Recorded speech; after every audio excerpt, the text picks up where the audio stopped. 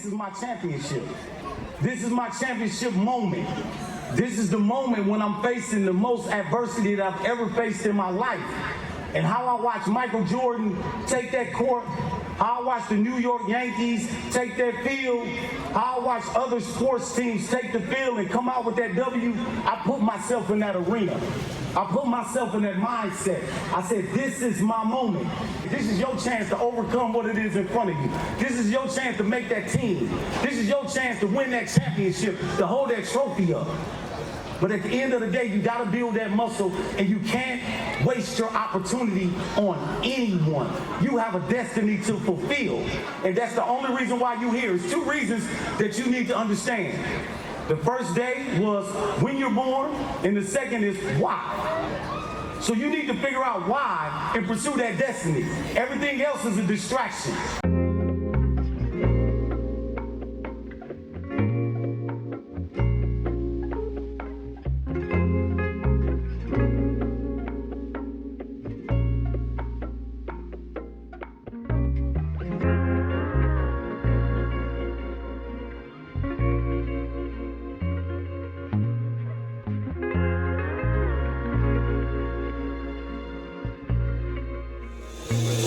Going pretty boy. I'm Byron Thompson. I'm the Community Engagement Manager regionally with the Phoenix, covering Milwaukee, Detroit, and Chicago. I've been with the Phoenix ever since they came to Milwaukee. Actually was instrumental in bringing the Phoenix to Milwaukee in 2020. When I think about that journey, being a person in recovery, number one, just finding joy in being involved in recovery sports, making recovery fun. You know, when I got into recovery, I really thought it was going to be a dead end, and there would be the end of fun. And I found along the way here in Milwaukee that there is, recovery is not the end. It's more of a new beginning. If you want to be in recovery for a lifelong period, you've got to make it fun. It's got to be attractive for people. And it's been a personal mission of mine, for the past 23 years that I've been in recovery, to model having fun in recovery, because it's my lifestyle, it's my life. And I want to be an example of somebody who's flourishing in recovery. I'm Jason Seeplek, volunteer coordinator with the Phoenix. The way that I think about recovery now and how I used to think about it. Being in long-term recovery, I had this model of, this is kind of the only way that recovery is done. So Phoenix has really blown my mind a little bit and opened it. There's no one right way to recover. We accept all pathways at the Phoenix, and they're all there. It's awesome to see people come in and choose that pathway of, physical fitness is going to be my recovery, or I'm going to add this to my 12-step program, or I'm going to do Dharma, or continue to go to church and add Phoenix events to my schedule. It's really changed my view and my outlook and the way I do my own recovery as well. Mental health, physical health, spiritual health, all those things are affected. Phoenix has really helped move that along for me. How did Soberfest begin? One of my buddies, one of the guys that was playing ball with us, like in between games, we're talking, and he's like, Byron, I curate concerts around the city. I'm managed, I put together shows. The Phoenix should have a festival, a concert, a show or something. I was like, I don't know, I didn't think anything of it in between games, and then he started showing me things that he had put together. When he showed me that video, and I thought, wow, we could actually do something like this. And I've always had kind of like, a love for music. And then John, who became a volunteer, who actually does all this, he set the show up, and he taught us how to, get a park, and it's an outdoor venue, okay. Told us we just get a permit and do all this stuff. And so, he, from the ground up, he kind of taught us how to build a show. He knew the stage people and all that. And so Soberfest 1 was born in 2021.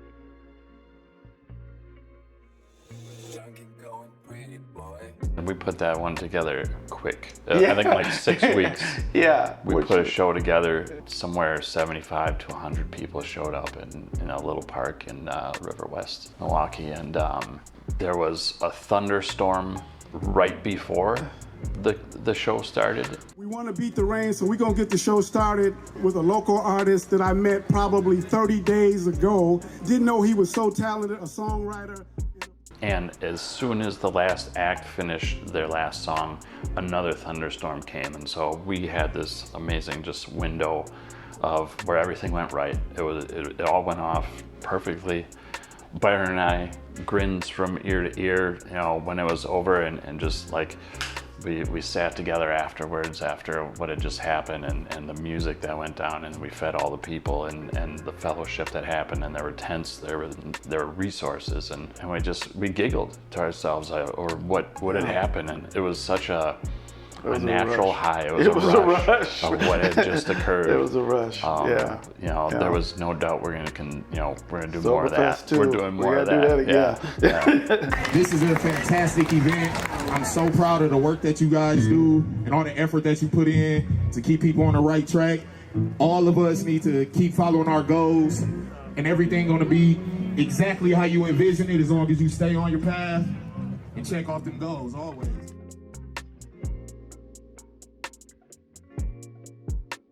We tried to go real big for a second year. We thought we were Lollapalooza. Lollapalooza. We thought we were Lollapalooza. Yeah, it was 6 hours long, and we had, I think, 6 musical acts on one of the hottest days of the year. Days, yeah. And it was rough. You know, it was well attended. You know, we're proud of that. You know, but it was a hard day. It was a hot day. And there were things to be learned from that one. Yes, you know, biggest learning experience from that one so is far, the fact right. that, hey, you know, we're popular, okay, but we're not keeping people 6 hours popular. You know what I mean? You know, so let's get that down to 4 hours, and let's not have people waiting around. Like, as soon as they get there, give it to them, you know? Yeah. Get that music starting, keep that attention, make them more comfortable. You know, we didn't have seats. So in year 2, we didn't have seats, and or bathrooms. Or bathrooms, I forgot. Somebody forgot to order the porta potties, which was not a good thing, actually. We didn't have seats or bathrooms. It's not a good thing when you got that many people out there. So we learned, man, from that experience, like, this is a big park, you know, so let's make it a little more cozy. We got to make it good, so that our people will come, and, you know, because they got multiple choices to do, you know, that weekend. We're a city of festivals. There's only a limited amount of weekends in Milwaukee summer. So we just picked the least thing we think that we'll be up against, and go with that weekend, and then try to make the show and the resources and everything that we provide, just make it a great time that people want to show up and come.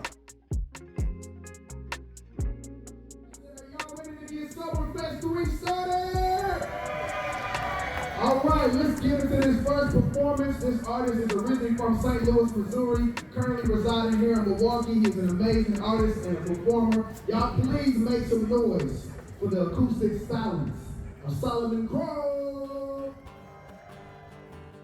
Make being sober fun, and make it, you know, give people and give back to the people who have been coming to our events through COVID and through the winter time, and they're coming, and all our volunteers who are running classes in the winter and going there and doing everything they're supposed to do.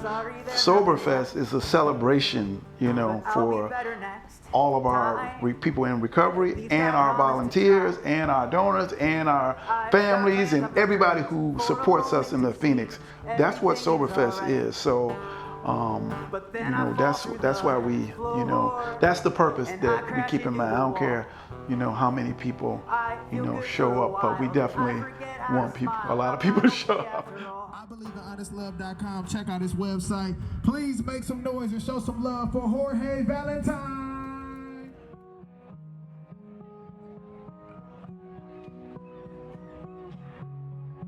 something that I think that we really need to spotlight is our community partners this year, and how they really helped us organize and pull this event off with as many people and moving parts as it had to be a success, you know. And so we had committee meetings months before leading up to the event. We had committees that took care of the grounds, that took care of food, that took care of volunteers, that took care of promotions and press and stuff like that. And so it never would have went off like it did if we didn't pull all those people together to help the planning, because we took a lot of that on ourselves in previous years. And so really helping piece that stuff out to where, you know, these community partners now have ownership in this festival. You know, if they worked on the grounds, they want it to look good when they get there. You know, if they helped with volunteers, they want to make sure that those volunteers show up and that they get them going and stuff like that, that this thing is going to be a success. And so, man, did they show up. So they showed up big time for us this year. We got a whole army of volunteers out here, probably 30 or 40 volunteers. If you're a volunteer, wave your hand for me. Wave your hand if you're a volunteer. Volunteering is a big part of what we do. If you want to be a Phoenix volunteer, stop over at the booth. We'll sign you up. I'll tell you, I never met more greater people than when I went out and volunteered. So I want to say thanks to specific people. I got a big list of our committee. So bear with me as I thank Roots, Fourth Dimension, Maida House, Serenity Inn, my man John Cunningham with VBG, the Milwaukee Alano Club, Samad's House, Community Medical Services. We got Honeybee Sage Wellness. That's who's doing those mocktails over there, along with Intoxicated. Give it up. We've got the City of Milwaukee Health Department. And we've got the Milwaukee Turners and Wiss Hope. That entire committee helped put this event together, and this is definitely the largest crowd we've ever had for Soberfest. So I really want to thank the committee for their dedication to bringing this to fruition. Yeah, that was all right. That'll work. All right, man. My name is VU, for those who don't know me. This is the band Focus, man. These guys are the real show today. I want everyone to have this. You know, I want it to be bigger. I'm not sure we can do better, but we'll try. You know, but allies, anyone 48 hours sober, people in recovery, you know, I want them to take part in this and just to witness this and, you know, and be around all these great people and organizations and, man, to just soak that all in. It's something special. Just going through Facebook, you know, after the event, I was seeing people, they were like, man, last night was great. I did this, I did that. I went to Soberfest 3. You know, just matter-of-factly saying I was at Soberfest 3, like that's something. I saw so many posts like that, which really just like gave me a lot of hope. I really want the Phoenix to be a household name here in Wisconsin, and I think this kind of thing, you know, has us on our way to our goal. We want to make it better. We want to make it mainstream. There's a park, there's a place every year. For one day in the summer, everybody know there's a place to go where you don't have to worry about that pressure of watching people drink, and you know, maybe you used to drink and that triggers or something and whatever, but just one day.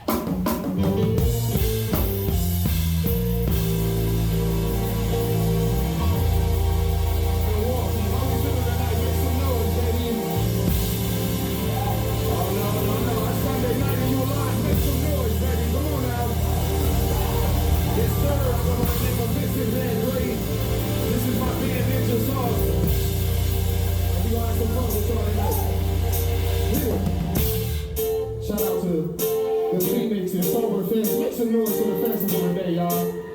Y'all looking beautiful. Give me 2 times.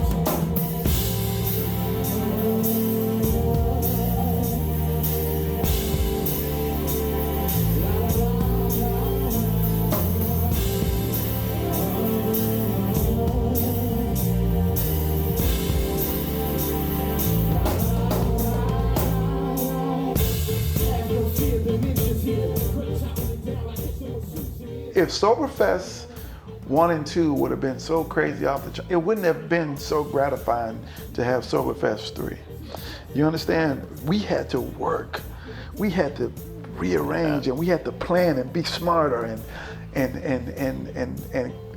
put our egos down and be disappointed and be hot and be, you know, and be like, oh, we should have had a few more people there. And people say, you know, we had to go through things, you know. So I love the process of it. That's what I like more. Like, I'm glad that it didn't like just, you know, go super crazy, that we had to work for it. Figure out what it is your destiny is, why you were here, because we're not here to live meaningless lives. It's not many people that can say that they can wake up every day of their life and give it all that they got. But if you have the right mindset, you can do hard things. Everything you do don't have to be easy. You can do some hard things. But if you run through life looking for the easy things, everything has to be easy, then what you're gonna end up with. For the last 27 years, I've been walking in purpose. Since June 11, 1996, when they slapped the handcuffs on me, I made a decision to give it all that I had, everything. So when they invited me in to come in and speak to you today, I drove in and I came here to give you everything I got. That's all I got. I just gotta give it all to you. I really want this for Milwaukee. I want this for Milwaukee recovery. You know, there were, you know, being in long-term sobriety and not having this, I was, you know, we had to do our own thing. You know, hey, you want to go to a coffee? Hey, you want to go to a Bucks game? And hey, we should go join that basketball league or something like that. You know, and so and this is really, It's a platform. you know, like this is a free platform for people in recovery to just get out there and enjoy life. Prior to working at the Phoenix, I was volunteering to do things like this. And so the work that I do now, that I get paid for, I would do for free. So I'm basically like living my dream.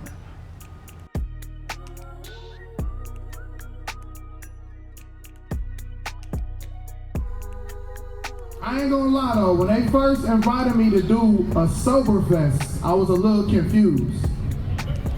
I was like, in Milwaukee? A Soberfest in Milwaukee? Good luck. I didn't think nobody was gonna be here.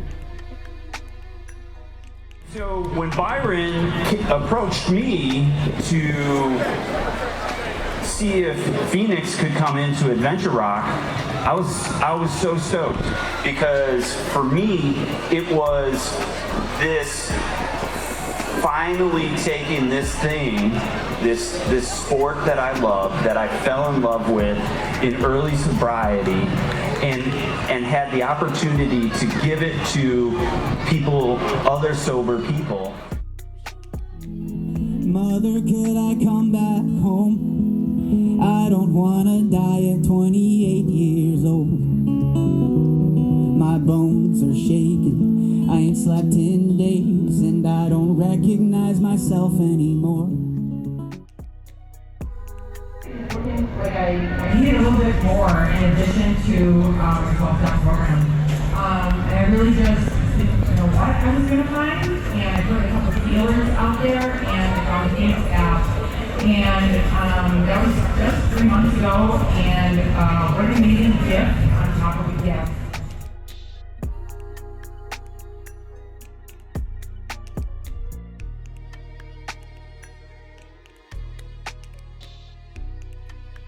Hey, Soberfest 4 2024.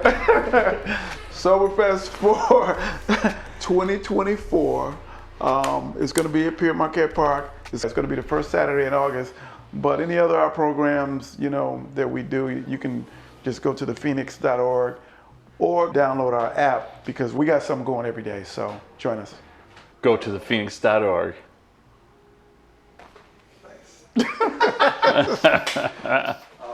Thank you so much. That was fun. Dude, thank you.